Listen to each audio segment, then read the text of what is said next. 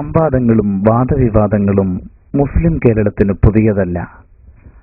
മതമൂല്യങ്ങളെ ദൈത്യം ചെയ്യാൻ ആദർശവിരുദ്ധ സംഘങ്ങൾ ശ്രമം നടത്തിയപ്പോഴൊക്കെയും സത്യമാർഗം സുതാര്യമായി വരച്ചുകാട്ടാൻ അഹ്ലുസുന്നയുടെ പണ്ഡിതന്മാർ രംഗത്തിറങ്ങി. കഴിഞ്ഞുകടന്ന പതിറ്റാണ്ടുകൾ സാക്ഷി വാദപ്രതിവാദ മുന്നണികളിൽ നിന്നെല്ലാം കൗശലപൂർവ്വം ഒളിച്ചോടുകയോ പരാജയത്തിന്റെ കയ്പുനീര് കുടിച്ച് സമൂഹമധ്യേ മുഖം പൊത്തി നടക്കേണ്ടി വരികയോ ചെയ്ത ചരിത്രമായിരുന്നു വഹാബി പ്രസ്ഥാനത്തിൻ്റെത്.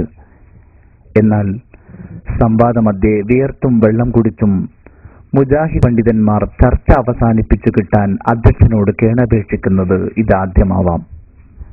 കാസർഗോഡ് ജില്ലയിലെ ഉദുമയിൽ സംഘടിപ്പിക്കപ്പെട്ട സുന്നി മുജാഹിദ് സംവാദത്തിൽ ഉന്നയിക്കേണ്ട ചോദ്യങ്ങൾ സംഘാടകർ നേരത്തെ തയ്യാറാക്കി അധ്യക്ഷനെ ഏൽപ്പിച്ചിരുന്നു. ചോദ്യങ്ങൾക്ക് മറുപടി പറയാൻ 5 മിനിറ്റാണ് ഓരോ വിഭാഗത്തിനും സമയം. ഉത്തരങ്ങളെ ഖണ്ഡിക്കാൻ മറുപക്ഷത്തിന് 5 മിനിറ്റും അനുവദിക്കപ്പെട്ടു. ചർച്ചാ വിഷയം സദസ്സിന് ബോധ്യപ്പെട്ടെന്നു അധ്യക്ഷൻ പ്രഖ്യാപിക്കും വരെ ഓരോ വിഷയത്തിലും ചർച്ച തുടരാമെന്നായിരുന്നു വ്യവസ്ഥ. അഡ്വക്കേറ്റ് MK മുഹമ്മദ് കുഞ്ഞി മാധ്യസ്ഥനായിരുന്ന വാദപ്രതിവാദത്തിൽ സുന്നിയിലും മുജാഹിദിലും ഉൾപ്പെടുന്ന ശ്രോതാക്കൾ പങ്കെടുത്തിരുന്നു. തീരുമാനിക്കപ്പെട്ട 16 ചോദ്യങ്ങളിൽ 7 എണ്ണം ഉന്നയിക്കപ്പെട്ടു. സംവാദങ്ങൾ സാഗൂതം ശ്രദ്ധിച്ച സദസ്സിന്റെയും മോഡറേറ്ററുടെയും സംതൃപ്തിയും പ്രശംസയും സുന്നി പക്ഷത്തിന് ലഭിച്ചു. വിശുദ്ധ ഖുർആനും സുന്നത്തുമടങ്ങുന്ന പ്രമാണങ്ങളുടെ ബലത്തിൽ സുന്നി പണ്ഡിതന്മാർ വിഷയങ്ങൾ സമർത്ഥിച്ചപ്പോൾ വഹാബി പക്ഷം വാടിത്തളർന്നു. സാങ്കേതികത്വങ്ങളിൽ തൂങ്ങിയുള്ള മുജാഹിദ് പക്ഷത്തിന്റെ സ്ഥിരം മരം ചുറ്റിക്കളികൾ ഇവിടെ വിജയിച്ചില്ല. സുന്നി വിശ്വാസത്തിന്റെ പ്രമാണബദ്ധതയ്ക്ക് മുന്നിൽ മുട്ടുവിറച്ച വഹാബി പണ്ഡിതന്മാർ ഒടുവിൽ സംവാദം നിർത്താൻ അധ്യക്ഷനോട് അപേക്ഷിച്ചു. 10 ചോദ്യങ്ങളെങ്കിലും പൂർത്തിയാക്കണമെന്ന സംഘാടകരുടെ അപേക്ഷ മുജാഹിദുകൾക്കില്ല. ഒരു വിഭാഗത്തെ നിർബന്ധിച്ച് പിടിച്ചിരുന്നത് ശരിയല്ലാത്തതിനാൽ നിർത്തിവെക്കുകയാണെന്ന് അധ്യക്ഷൻ അറിയിക്കുകയായിരുന്നു. സംവാദം ശ്രദ്ധിച്ചു കേട്ട് വിലയിരുത്തുക. ഈ CD നിങ്ങളുടെ കൈകളിലെത്തിക്കുന്നത് Islamic publish bureau, student 4 phone 2720 436 2722 ഈ നേര സംവാദത്തിലേക്ക് എത്തിച്ചേർന്നിട്ടുള്ള ബഹുമാന്യ പണ്ഡിത ശിരോമണികളെയും അതുപോലെ തന്നെ മറ്റു ദീനി സ്നേഹികളെയും ഈ സംവാദത്തിലേക്ക് ആദ്യമായി ഞാൻ വളരെ വിനയപരസ്പരം സ്വാഗതം ചെയ്തോളൂ. ഒരു കുടുംബത്തിന്റെ അകത്ത് ഉണ്ടായ ചില വിശ്വാസപരമായ തെറ്റിദ്ധാരണകൾ അല്ലെങ്കിൽ സംശയങ്ങൾ ദൂരീകരിക്കുക എന്നുള്ളതാണ് ഈ സ്നേഹ സംവാദം കൊണ്ട് ഉദ്ദേശിക്കുന്നത്. ഞാൻ വിഷയത്തിലേക്ക് കടക്കുന്നില്ല. അതിനിവിടെ പ്രഗത്ഭർ തന്നെ സന്നിഹിതരായിട്ടുണ്ട്. എന്റെ റോള് ഇവിടെ എന്താന്ന് വെച്ചാൽ ഈ സംവാദം വളരെയധികം നേർവഴിക്ക് നയിക്കുക എന്നുള്ളതാണ്.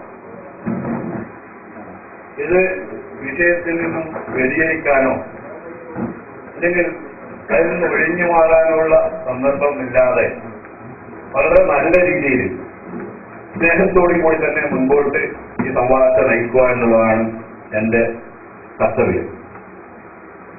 അങ്ങനെ വരുമ്പോൾ ഇവിടെ ചില ചോദ്യങ്ങൾ മുൻകൂട്ടി തന്നെ തയ്യാറാക്കി തന്നിട്ടുണ്ട്. അത് ഓരോ വിഭാഗത്തോട് ചോദിക്കേണ്ട ചോദ്യവും ഇതാണെന്നോട് വ്യക്തമായിട്ട് പറഞ്ഞിട്ടുണ്ട്. അപ്പോൾ അങ്ങനെയുള്ള ചോദ്യങ്ങൾ അവരോട് ചോദിക്കുമ്പോൾ അവരെ അതിന് മറുപടി പറയുക, മറ്റവരോട് ചോദിക്കുമ്പോൾ അതിന് അവർ മറുപടി പറയുക. ആ അവസരത്തിൽ സദസ്സിൽ നിന്ന് വല്ല സംശയങ്ങളോ എന്തെങ്കിലും ഉണ്ടെങ്കിൽ അവരെ ഒരു കാരണവശാലും ഈ ഇതിലേക്ക് ഇടപെടാൻ അനുവദിക്കുന്നതല്ല. ആരായിരുന്നാലും അവര് വല്ല കാര്യങ്ങളുണ്ടെങ്കിൽ നോട്ട് ചെയ്ത് അവസാനത്തേക്കോ മറ്റോ വെക്കുക.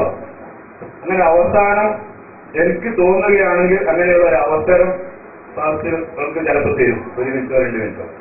ആ അവസരത്തിൽ അവരുടെ സംശയങ്ങൾ എഴുതി തന്നാൽ കൊള്ളേണ്ടത് കൊള്ളും, അല്ലാത്തവർ തള്ളും. അതിനുള്ള പൂർണ്ണ കാര്യം എനിക്കായിരിക്കും.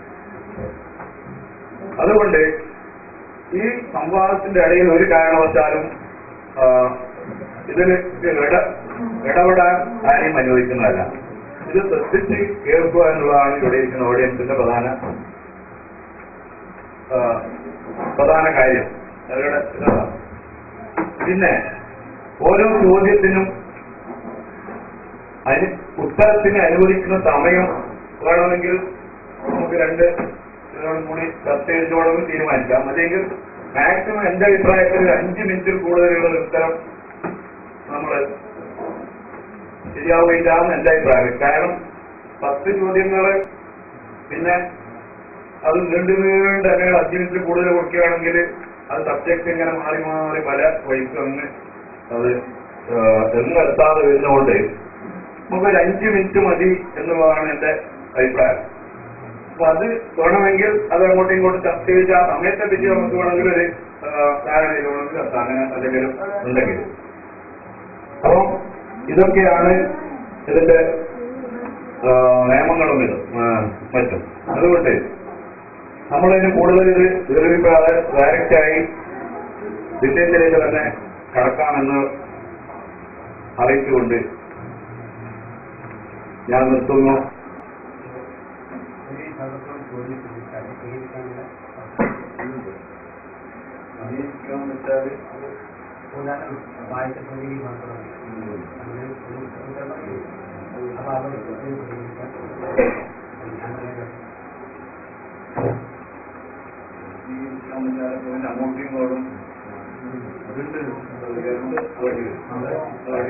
അങ്ങോട്ടും അപ്പൊ അതിന് ആ പ്രതികരണത്തിനുള്ള സമയം 5 മിനിറ്റ്.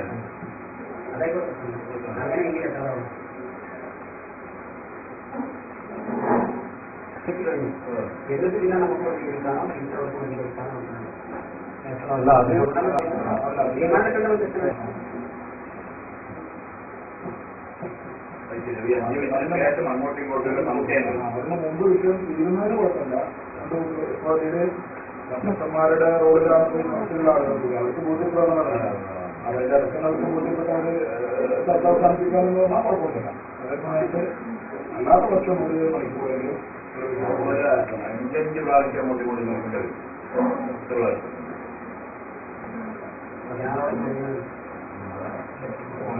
എല്ലാം തീരുമാനമില്ല. കുറേ അപ്പൊ ചില വിഷയങ്ങൾക്ക് ചിലപ്പോൾ 1 മണിക്കൂറോ അതുകൊണ്ട് 1 മണിക്കൂർ എന്ന് പറഞ്ഞു. വിഷയം അതിന്റെ സംശയങ്ങൾ തീരാത്ത രൂപത്തിൽ ചർച്ച നടന്നിട്ടുണ്ട്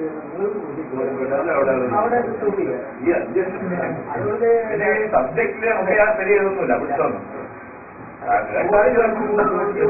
അതിന്റെ ഉത്തരം ചോദിക്കുമ്പോ നമുക്ക് ഏകദേശം ഒരു കോമൺ സെൻസ് ഉപയോഗിച്ചിട്ട് അവിടെ ഈ വിഷയം ഇവിടെ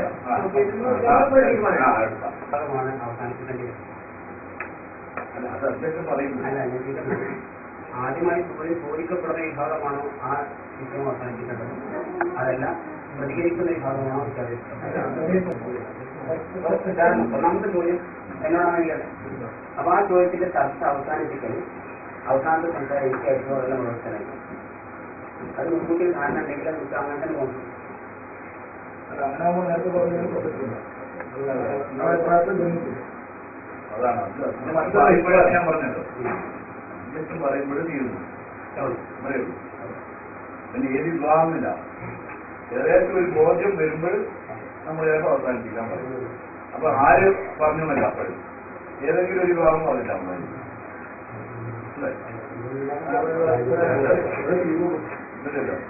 അപ്പൊ നമുക്ക് കിടക്കാലോ.